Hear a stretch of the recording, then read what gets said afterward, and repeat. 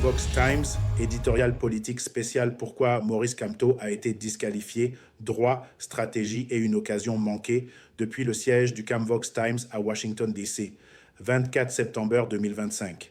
MRC ou Manidem. L'exclusion de Maurice Kamto du scrutin présidentiel de 2025 n'est pas un mystère.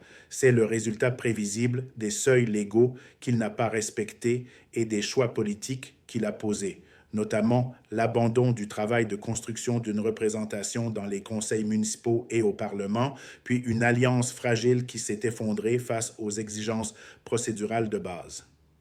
Le code électoral camerounais fixe une barre élevée pour les candidats à la présidentielle. Un candidat peut être investi par un parti politique ou se présenter en indépendant, mais si le parti d'investiture n'est pas représenté à l'Assemblée nationale, au Sénat, dans un conseil régional ou un conseil municipal, le candidat doit aussi fournir 300 signatures authentifiées de notables à travers le pays, 30 par région. Ces exigences s'appliquent également aux indépendants. Le mouvement pour la renaissance du Cameroun, MRC, de Kamto, a choisi de boycotter les élections législatives et municipales de 2020, se privant ainsi de toute représentation élue dans ces instances. Par ce choix, le MRC a sciemment placé toute candidature présidentielle de 2025 dans la voie des 300 signatures. Plutôt que de démontrer clairement sa conformité à cette règle, Kamto a cherché à se présenter sous la bannière du Manidem. Elekam a rejeté sa candidature et le Conseil constitutionnel a confirmé ce rejet.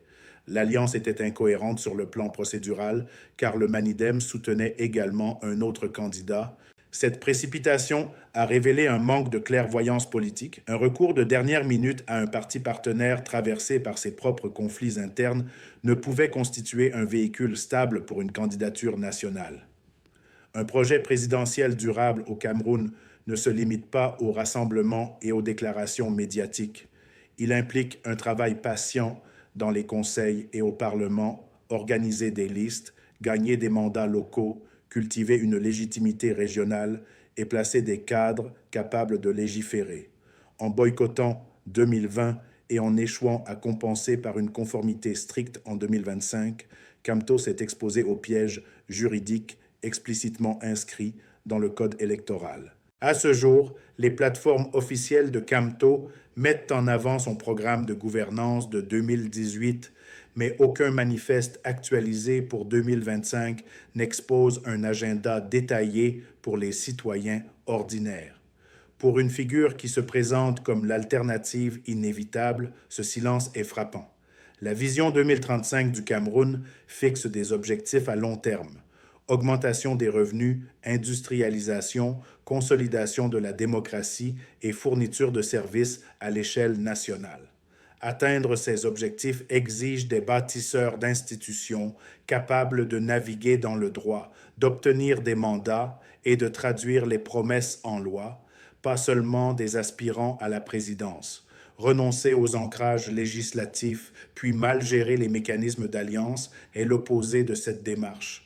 Maurice Kamto est un juriste redoutable. Il ne s'impose pas comme un homme politique redoutable. Ses choix de 2019-2025 révèlent un leader obsédé par la conquête de la présidence tout en négligeant l'ossature institutionnelle qui rend la gouvernance possible. Le résultat était prévisible, disqualification pour vice de procédure et un mouvement dépourvu des structures nécessaires pour porter les réformes. Si vous aspirez à conduire une nation vers 2035, vous ne contournez pas les conseils, vous ne boycottez pas le Parlement et vous ne déléguez pas votre investiture à la dernière minute, vous construisez. À la lumière des faits, Kamto ne l'a pas fait. Dr Julius B. Taka, directeur des publications, conseil éditorial du Camvox Times.